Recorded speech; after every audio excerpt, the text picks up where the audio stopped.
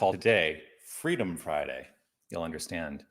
Freedom Friday. It is Friday, September 3rd, 2021. It is 11:30 a.m. right here in Tucson, Arizona. And it is time once again for our midday mindful moment. I'm Reverend Jonathan Zenz, the minister here at Unity of Tucson. And this is the opportunity that we take right in the middle of the day every Tuesday, Wednesday, Thursday, and Friday to affirm life's good, to deepen into our understanding of wholeness, and to do a little spiritual practice, a little spiritual lesson, a little spiritual practice. Why? Well, when we engage spiritual practice on a consistent and regular basis, which is why I do this every Tuesday, Wednesday, Thursday, and Friday, consistency. When we do this on a regular basis, well, life just gets better all around. So let's make life better together. What do you say? Yes. I say yes. Whether you're watching live or on the replay, I would love for you to post a comment. Let me know that you are here. I see that Anna is here. Glorious, glorious Anna. Thank you so much for being here. And thank you for that beautiful purple heart. I, of course, want to offer this reminder, and it is to say that you, yes, you are love. You are light. You are life.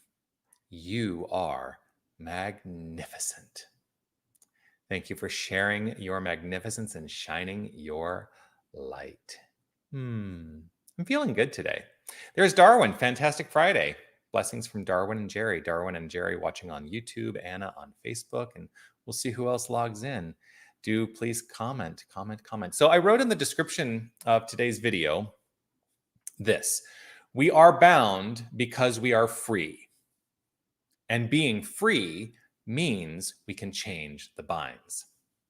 So what does that mean? Well, let's start with that first part. We are bound because we are free.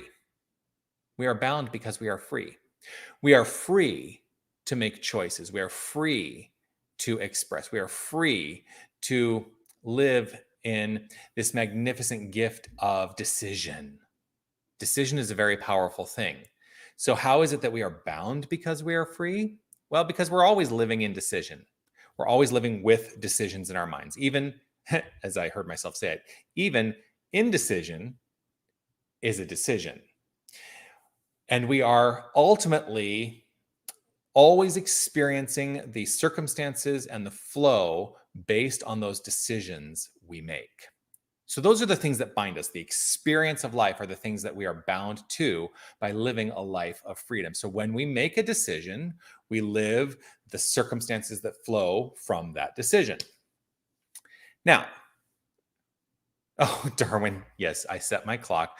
That clock has, it slows down and I don't look at it that often. Sorry, I just got distracted by your comment there. And I just want to say lovely day to Robin and hello to Sue as well.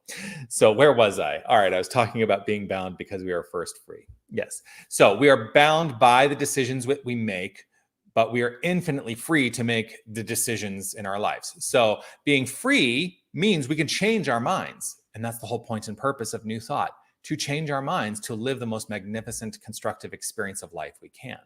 And so we change the binds of our experience by changing our minds. That's how we open up to the experience of infinite freedom.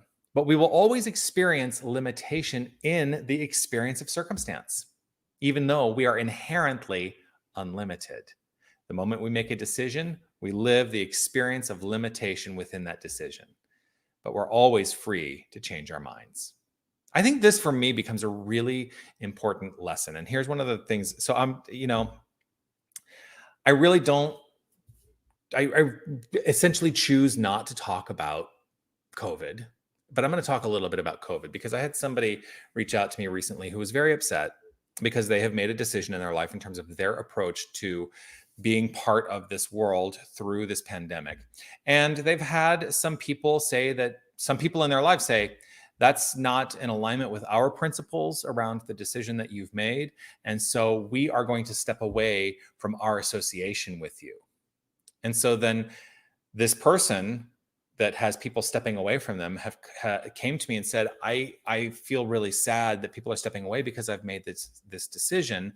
And the thing that happened is they started to try to point the finger at the other people for not being open and loving and, However, here's what I'm going to say. We live the circumstances, we live the experiences of the decisions we make. And so the infinite freedom that exists is to make another decision if that's your choice.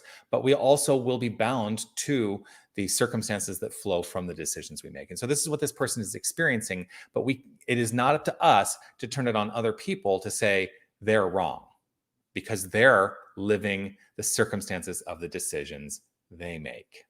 Right?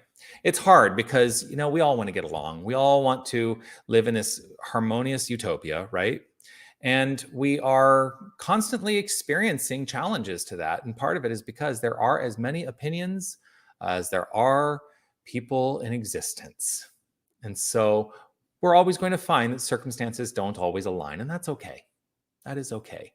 Let us find the places where we do align, and let us choose personally to lead with love. Let us choose personally, I think, at all times to let that be at the forefront of our decision-making process. Love for ourselves, and then honoring other people and the love that we have for them by honoring the decisions that they make in service to their well-being and their life and their health.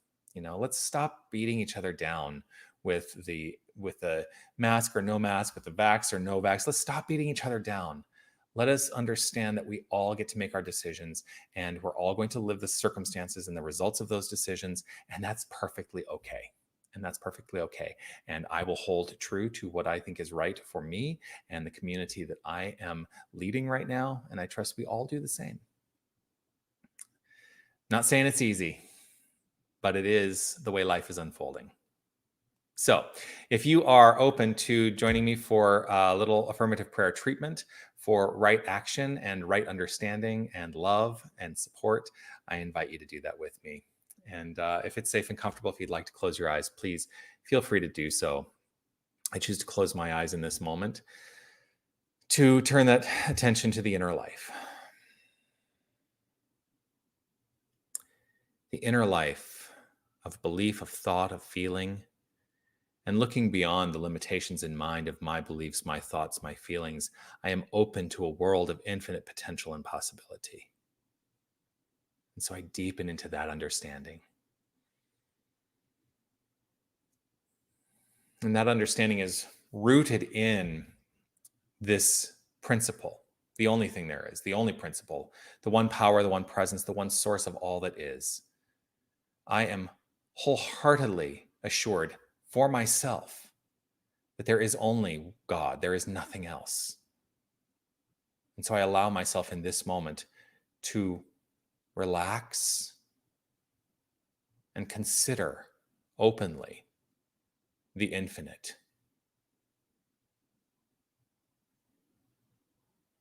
In this consideration,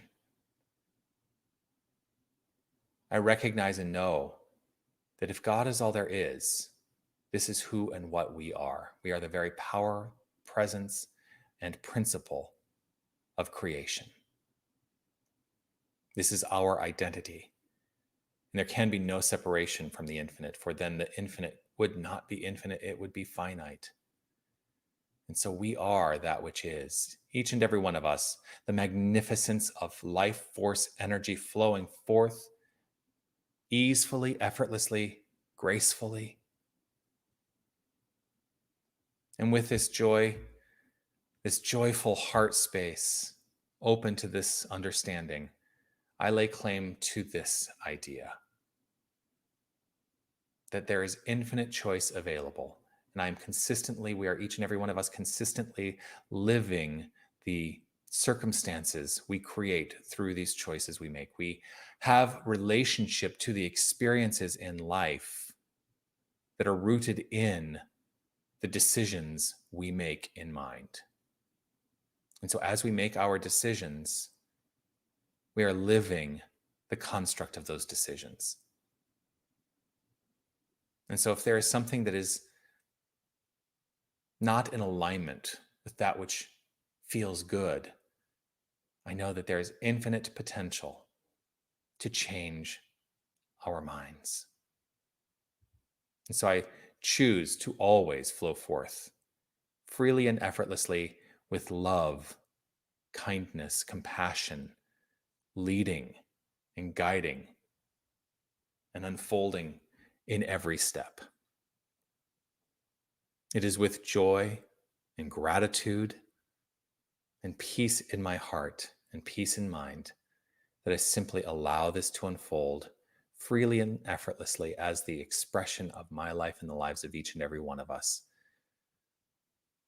It is done. It is so. And I let it be so. As I say, and so it is. Amen.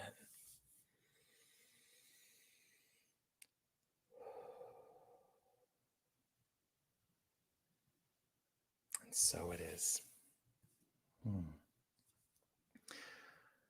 Well, I am, as always, grateful that you have joined me here today. I will be back on Tuesday next week for the Midday Mindful Moment. I am traveling next week, so you may see me on Tuesday, but maybe not on Wednesday, Thursday, Friday. Depends on where I am in my travels, just to give you a little heads up. So, yeah, have a magnificent weekend. I will see you on Sunday, 9 a.m. as our guided meditation. That's virtual if you'd like to join in for that at unitytucson.com/live stream. You can also join virtually or in person here at Unity of Tucson for our Sunday celebration at 10 a.m. Arizona time. Wednesday evening spiritual practice at 6 p.m. every Wednesday. That's virtual as well. And yeah, all kinds of stuff going on. Do please continue to comment. Let me know that you are here. Reach out, say hello, and click one of those reaction icons. I think I'm getting better at this. Look, there's my heart. I did it.